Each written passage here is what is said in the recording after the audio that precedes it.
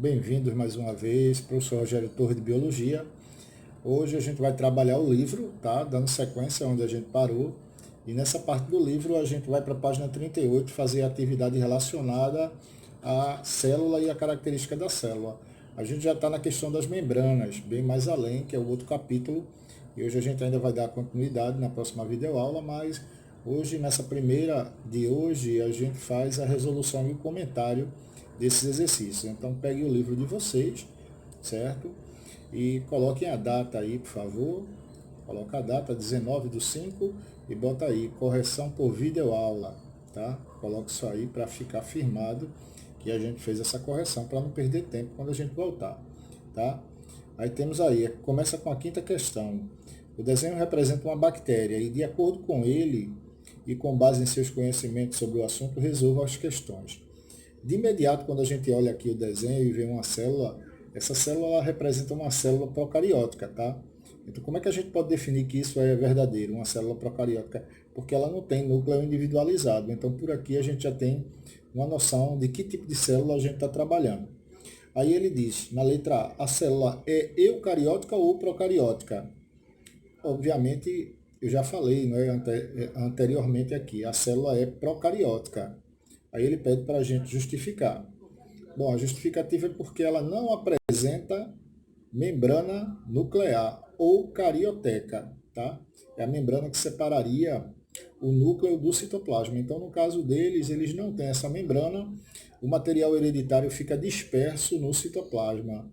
Você vê que não há nenhuma limitação aí no citoplasma e núcleo sendo separado. Ele tem material nuclear, tem material hereditário, melhor dizendo, né? Mas não tem um núcleo individualizado. Então, célula procariótica e ausência de membrana nuclear ou carioteca. Na letra B, ele pede para a gente dar o nome das estruturas numeradas. Então, ele deu estruturas aí de 1, 2, 3 e 4, tá? Então, fica bem facilzinho, a gente vê um bocado de grânulos aí, uns pontinhos dentro dessa célula. É um tipo de organela que a gente só vai encontrar, na verdade, a gente encontra tanto na célula procariótica como na célula eucariótica, tá? São organelas citoplasmáticas. A gente vai falar dela daqui a pouco. Primeiro caso aqui, ele está apontado para uma estrutura que está presente em todo tipo de célula. Então, é a membrana, primeiro é a membrana plasmática. Quem colocou membrana celular, mesma coisa, não tem problema nenhum, tá? Membrana plasmática ou membrana celular. É o número 1. O número 2, ele se liga ao material genético do procarionte. Então, nesse caso aí, pode ser um cromossomo, tá? Um cromossomo, vamos dizer assim, cromossomo circular, porque você vê que ele está todo envolvido, ou ainda você pode colocar esse outro nome, tá? Que é nucleóide, que lembra material nuclear, tá? Então, nucleóide ou cromossomo circular, no 2. No 3 é aquela organela citoplasmática que a gente estava citando aqui, que está presente tanto na célula procariótica quanto eucariótica, e tem a função de sintetizar proteínas. Então, nesse caso, a gente tem os ribossomos. Ribossomos é o número 3. E o 4 é um material externo, é uma membrana externa com a finalidade de dar forma. Ela é permeável, tá? A membrana celular ou a membrana plasmática ela é sempre permeável. Já essa aí é permeável, que a gente vai chamar de parede celular ou parede bacteriana. Você pode ter utilizado um desses dois termos aí, vai estar correto, tá? Fechamos o quinta questão, a gente vai para a sexta questão. Na sexta questão, a gente tem o seguinte, ele diz, as células são unidades funcionais e estruturais dos seres vivos, apesar de grande variedade de animais, plantas, fungos, protozoários e bactérias. Existem somente dois tipos básicos de células. Quais são? São elas, bom, a gente sabe que são, de acordo com a presença ou não do núcleo, elas podem ser procariontes, os seres, né, ou procariótica, e eucariontes ou eucariótica. Então, nesse lado aí, seria, analisando as alternativas, a gente teria a letra C, na sexta questão, letra C. Vamos para o sétimo quesito.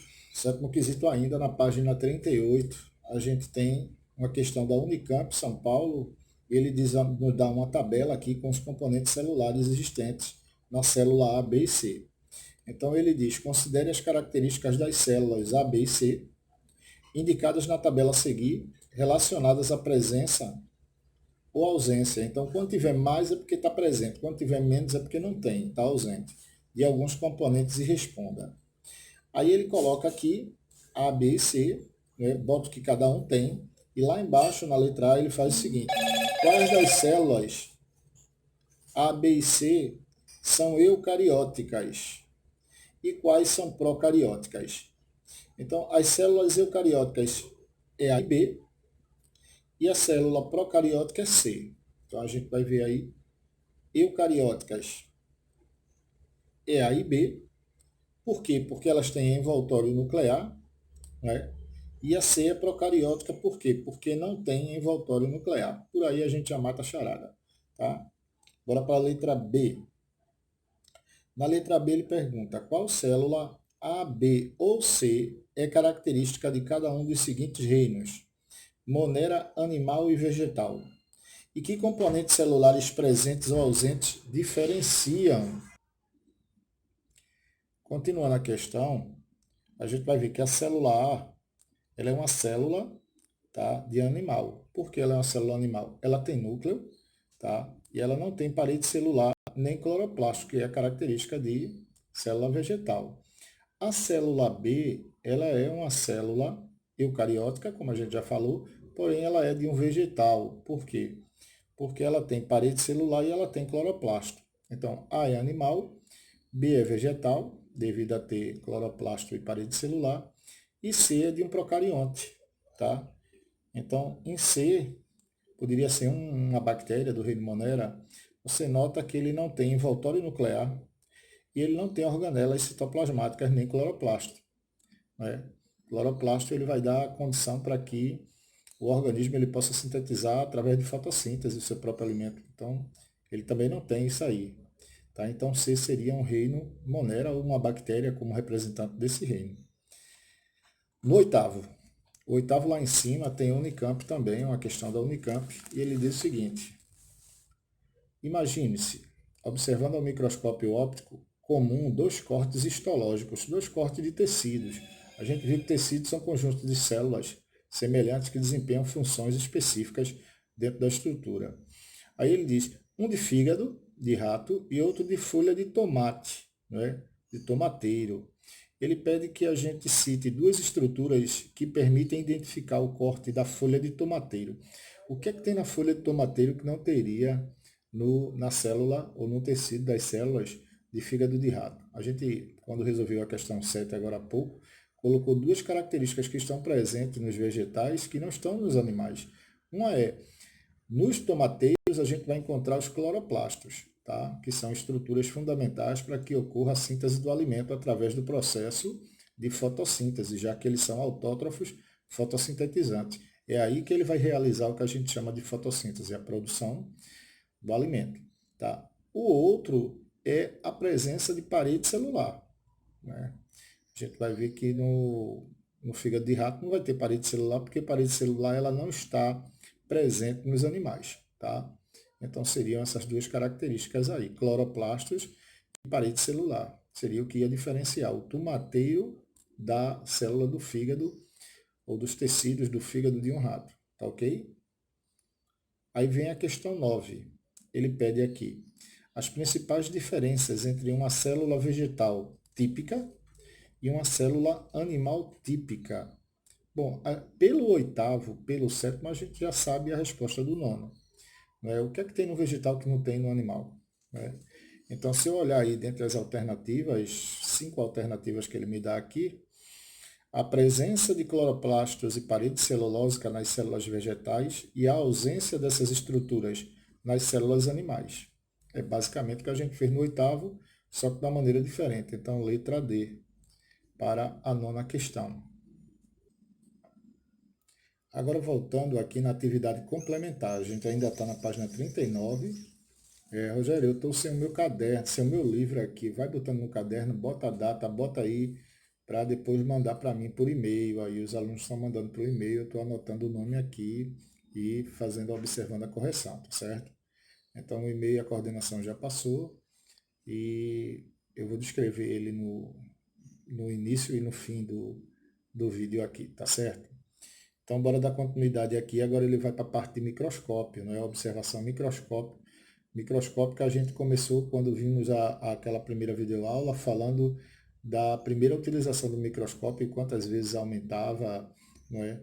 Até chegar hoje que a gente tem uma possibilidade de coisas realmente diminutas serem observadas e bem delimitadas. Então, ele coloca aqui o primeiro.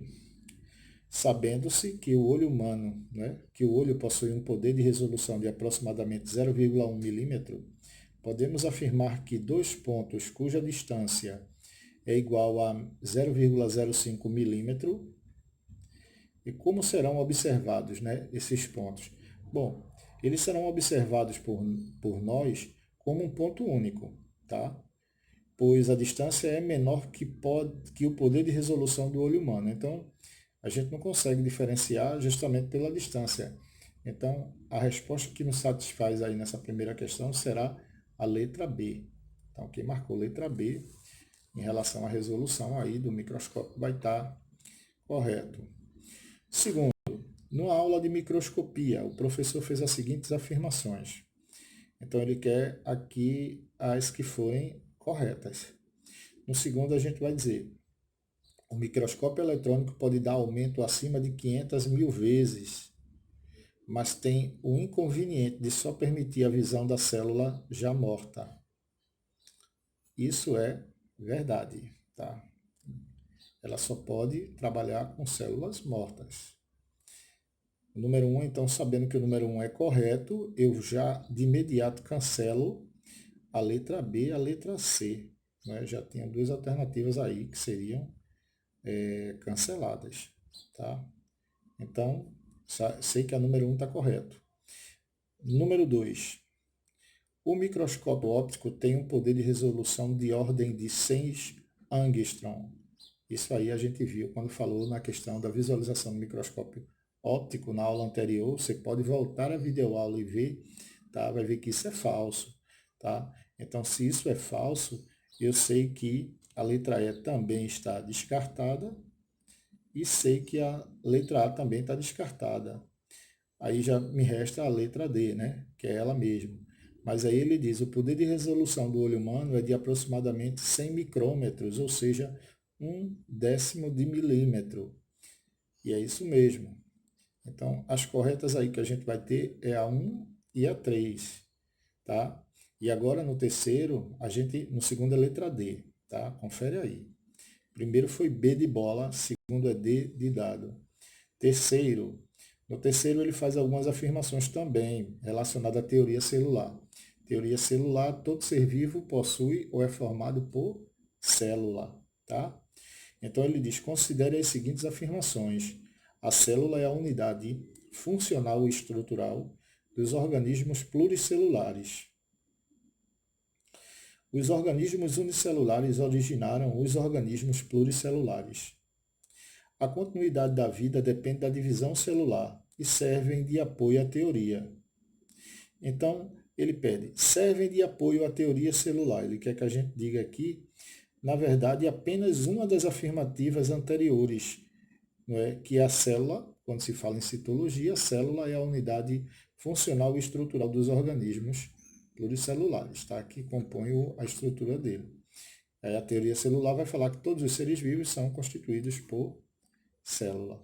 Então, o terceiro será a letra A. Quarta questão. Na quarta questão, ele diz, a chamada estrutura procariótica apresentada pelas bactérias indica que esses seres vivos são...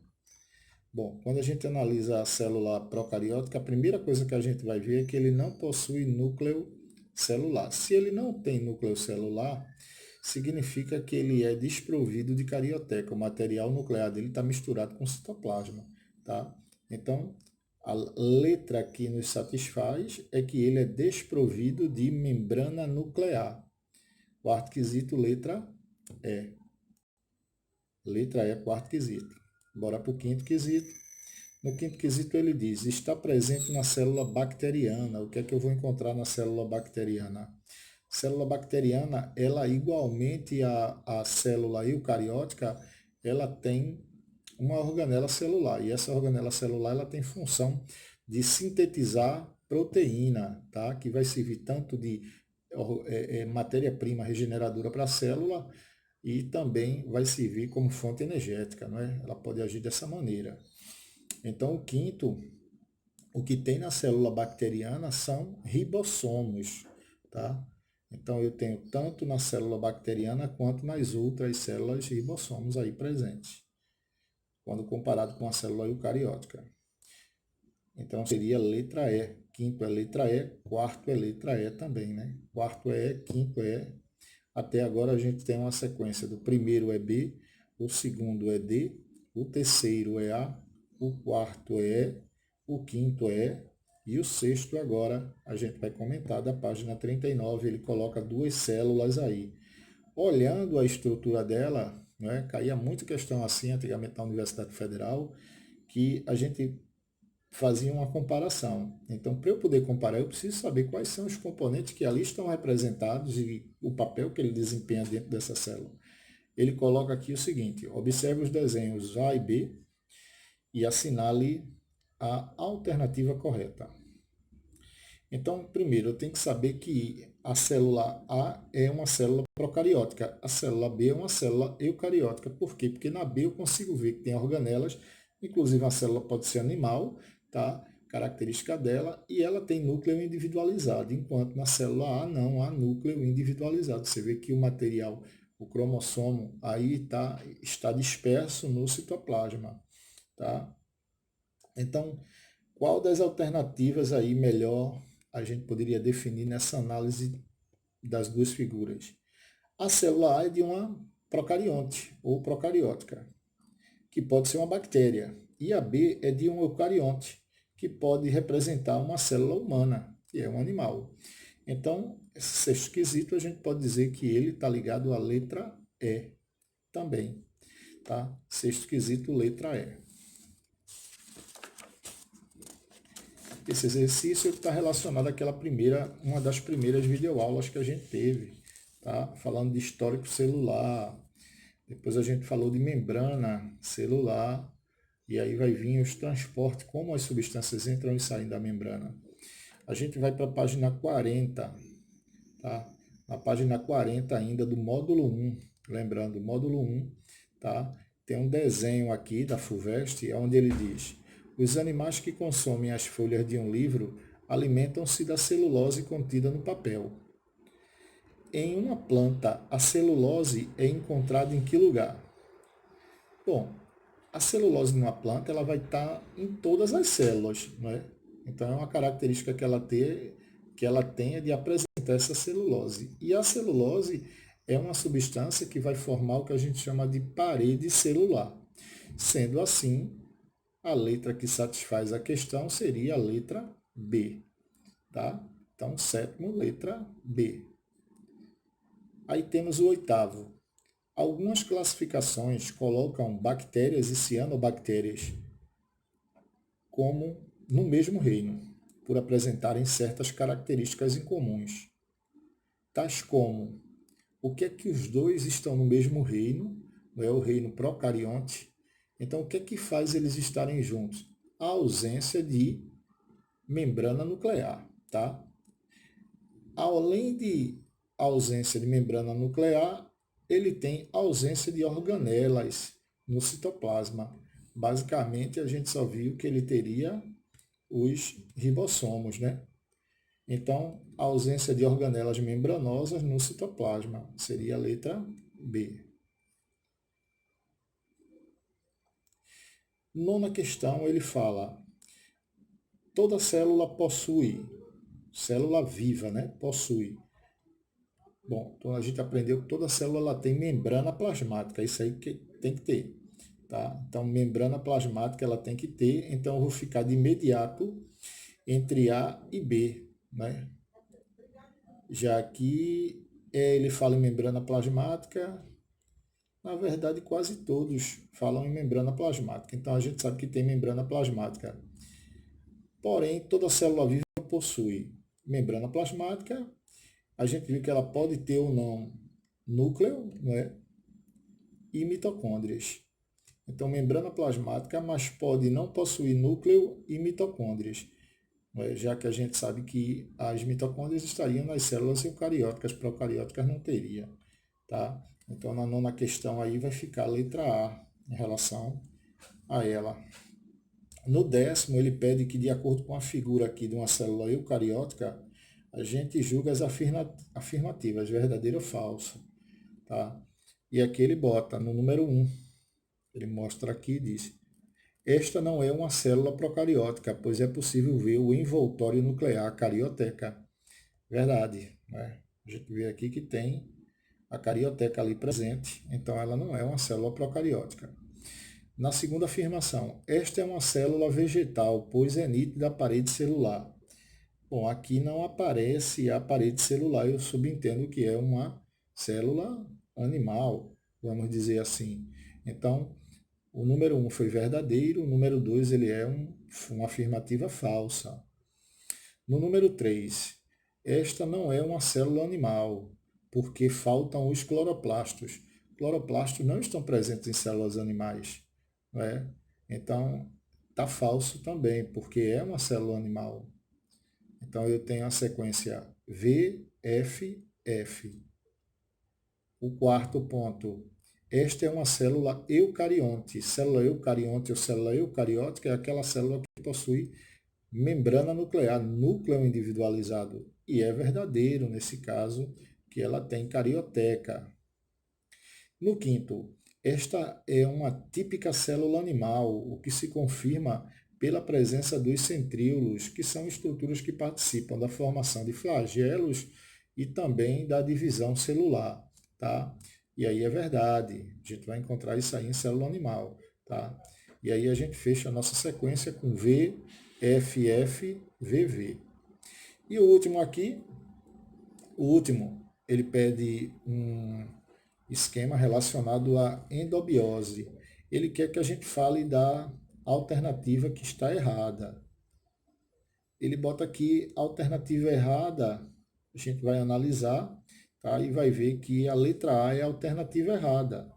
Ele diz aqui a endobiose de uma procariota fotossintético como um proeucariota originou as células eucarióticas heterotróficas atuais. A gente sabe que não é, né? Basicamente não é dessa ideia o sentido de endobiose. A gente pegar aqui endobiose, ele acredita que mitocôndrias originaram-se de bactérias heterotróficas e cloroplastos originaram-se de cianobactérias. Então, o erro estaria representado aí pela letra A, tá?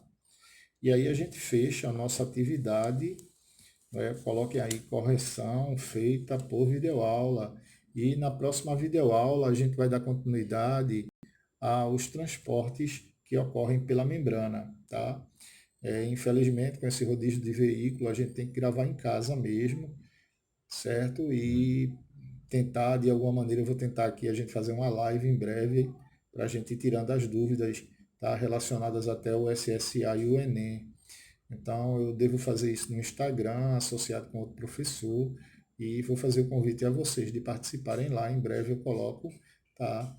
O meu Instagram comercial é o Conexão Reforço Escolar 123, e geralmente é por ele que a gente faz esse tipo de trabalho com um outro professor que a gente tem na casa lá, tá? Então, continuem estudando, façam os exercícios, leiam, tá?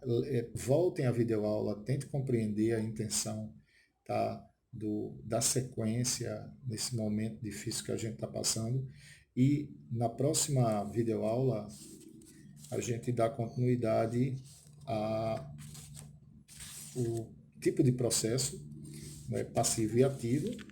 E eu vou deixar aqui para vocês fazerem também a página 42. Eu vou assinalar aqui. E aí amanhã, que é a quarta-feira, a gente teria uma aula, eu dou essa aula com esta correção, mais o transporte passivo e ativo, tá ok? Fiquem com Deus, estudem, se cuidem e até a próxima.